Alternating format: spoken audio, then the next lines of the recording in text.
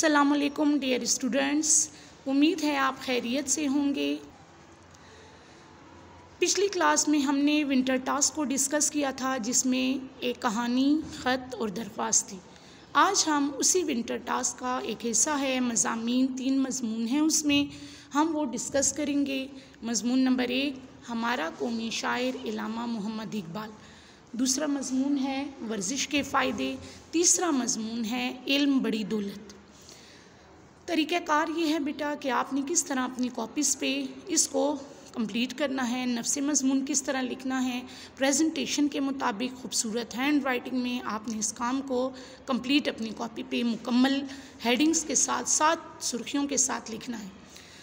तो मैं शुरू करती हूँ। पहला मज़मून है हमारा, मज़मून नंबर 1 हमारा कौमी शायर इलामा मोहम्मद इकबाल। तारुफ़ आप एक खूबसूरत शेर से करेंगे ताकि आपके कॉपी का और मज़मून का जो तरीक़ाकार है वो यही है, खूबसूरत आ जाए। हज़ारों साल नरगिस अपनी बेनूरी पे रोती है, बड़ी मुश्किल से होता है चमन में दीदावर पैदा। सुर्खियों की हेडिंग दे के एक लाइन गैप से सुर्खियों की हेडिंग देंगे, उसमें सुर्खी नंबर 1 यानी कि तारुफ़ आ जाएगा। तारुफ़ में आप लिख देंगे बेटा कि कौन ऐसा होगा जो कि इलामा इकबाल को नहीं जानता होगा। इलामा मोहम्मद इकबाल शायर मशरिक़, कौमी शायर, तर्जुमानुल उम्मत जैसे शानदार अलक़ाबात से याद किए जाते हैं, जिन्होंने पाकिस्तान का तस्वर पेश किया।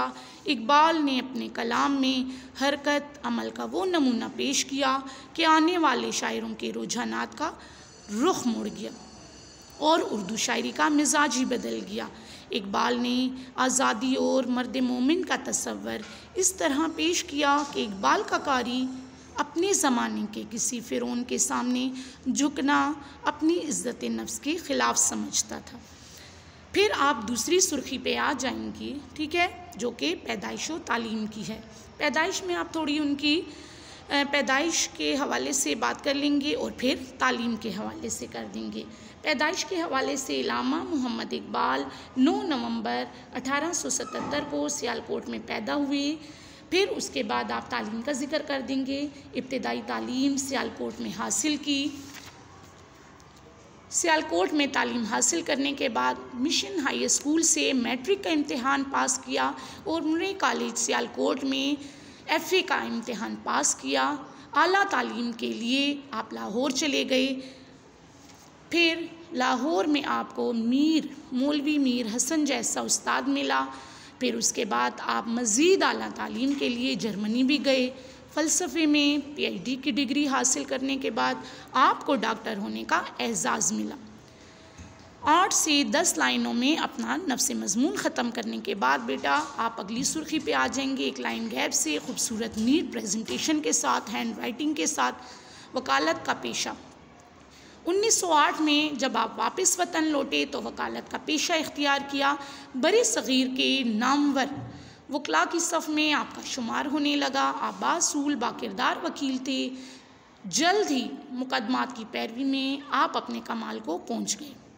फिर चौथी हमारे पास सुर्खी आ जाएगी, अजीम सियासतदान। इलामा मोहम्मद इकबाल ने शायरी को मुसलमानाने बरे सग़ीर की बेदार करने के लिए अपनाया। मैदान सियासत में उतरे तो मुस्लिम लीग की सदारत आपको पेश की गई। 1922 में आपने जो खिदमात मुसलमानों के लिए की तो उसके सिले में हुकूमत ने आपको सर का खिताब दिया। इसी तरीके से आप अपनी 8 से 10 लाइनें मुकम्मल करने के बाद अपनी अगली सुर्खी पे चले जाएंगे, जो कि मुसव्विर पाकिस्तान है। फिर मुसव्विर पाकिस्तान में आप थोड़ा डिटेल दे देंगे कि इलामा मोहम्मद इकबाल ने जब मुसलमानाने हिंद की खस्ता हाली और बेबसी पर नज़र डाली तो आपका दिल खून के आंसू रोता था। नौजवानों की काहिली, सुस्ती और मुसलमानों की जदीद अलूम में अदम दिलचस्पी ने इलामा इकबाल को अपने लिए मैदान अमल मुंतखब करने में मदद दी। आप ऐसे शायर हैं जिन्होंने दुनिया को एक नए रुख पर डाल दिया। कौमी शायर के हवाले से 2-4 लाइनें बताती चलूँ कि आपने अपनी शायरी में मुसलमानों को खुददारी, मुत्तहिद होने का सबक दिया।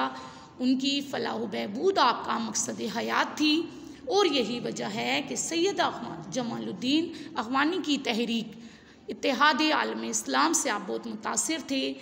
मुसलमानों के लिए आपने बहुत जद्दोजहद की और यही वजह है कि मुसलमान कौम को आपने मुत्तहिद कर दिया। फिर इसके बाद आप लास्ट हमारी हेडिंग हो जाएगी बेटा तसानीफ़ इकबाल। इसमें आप थोड़ी सी किताबों के बारे में बताएंगे, उनकी शायरी के बारे में बताएंगे और आखिर में वफ़ात का थोड़ा सा जिक्र करते चलेंगे कि आपकी शायरी ज़िंदा शायरी है। बांगे दरा, बाले जिब्रील, ज़रब कलीम, इसके अलावा भी आपकी बहुत ज़्यादा तसानीफ़ हैं, नज़में हैं, शायरी है जो मुसलमानों में बड़ी मकबूल है, हर दिल अज़ीज़ है, हमारी रहबरी करती है। और यही वजह है कि आपने मुसलमानों को बेदार करने के लिए अपनी शायरी के लिहाज से बहुत सी खिदमात सर अंजाम दी हैं। आपकी खिदमात नाकाबिले फ़रामोश हैं। फिर उसके बाद लास्ट में थोड़ा सा वफ़ात का जिक्र कर देंगे कि इल्लामा मोहम्मद इकबाल ने 21 अप्रैल 1938 को वफ़ात पाई। आपका मज़ार शाही मस्जिद लाहौर के सदर दरवाज़े के करीब है। हर साल इस दिन को यानी कि यौम इकबाल को मनाया जाता है, जिसमें पूरी कौम अपने मोहसिन को खराज अक़ीदत पेश करती है। इल्लामा मोहम्मद इकबाल ना सिर्फ मुसव्विर पाकिस्तान बल्कि मुफ़क्किर पाकिस्तान भी कहलाए जाते हैं। यही वजह है कि आपने मुसलमानों की बेदारी और मुसलमानों को हम कहते हैं कि नए एक रुख या मंजिल का तयन कर दिया।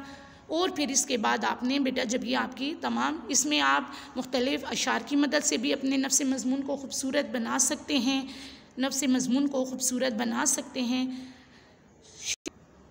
तो आपने ख़ूबसूरत अशार की मदद लेके इसके तरीके से आपने अपने नफ्स मज़मून को ख़ूबसूरत करना है। यहाँ पर एक नफ्स मज़मून देखें बेटा, आपके सामने है ये एक मज़मून, ठीक है। इसको इस तरीके से आपने करना है कि प्रेजेंटेशन का और हैंड राइटिंग का आपने बड़ा ख़याल रखना है। इसी तरीके से बेटा आप ये देख लें कि अगर कोई तस्वीर, स्टिकर या आपको कोई अच्छा सा स्केच बनाना आता है तो बहुत अच्छा है, आप इसके तारुफ़ के लिए ये कर सकते हैं। फिर आपके पास ये देखें दूसरा हमारे पास है, दूसरा मज़मून है हमारे पास, ये देखें वर्जिश के फ़ायदे, ठीक है। दूसरे मज़मून भी इसी तरीके से आप जिस तरह आपको पहला मज़मून बताया गया है आप कर सकते हैं, ठीक है। फिर इसके अलावा फिर आपके पास जो तीसरा मज़मून है, ये देखें तीसरा मज़मून भी इसी तरीके से आपने ख़ूबसूरत नीट हैंड राइटिंग और प्रेजेंटेशन के साथ आपने इसको आगे कंटिन्यू रखना है। ये 3 मज़मून करने के बाद बेटा इंशाअल्लाह ताला आप जब अपनी कॉपियों पे करेंगे तो ख़ूबसूरत काम को तरजीह देंगे। मुख्तलिफ़ स्केचेस की मदद से कुछ स्केचेस जो हैं वो मैं बता देती हूँ आपको, ताकि आप उनकी मदद से, उनकी हेल्प से बेटा ये देखें, इनकी मदद से आप अपनी कॉपी को यानी कि अपने मज़मून को आप खूबसूरत बना सकते हैं। ये देखें,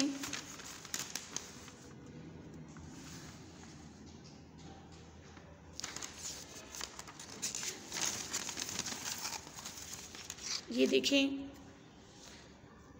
खूबसूरत नीट तरीके से अच्छी प्रेजेंटेशन के साथ आपने अपनी कॉपी को गुड लुकिंग तरीके से और अच्छी हैंड राइटिंग के साथ आपने अपने काम को पूरा करना है। इसके बाद फिर जब आप नेक्स्ट क्लास में हमारे पास आएंगे तो हम आपका ये विंटर टास्क चेक करके आपको नंबर देंगे। बेटा यहाँ तक हमारा मज़ामीन का काम जो था वो ख़त्म होता है। अब इजाज़त चाहती हूँ। अल्लाह हाफ़िज़।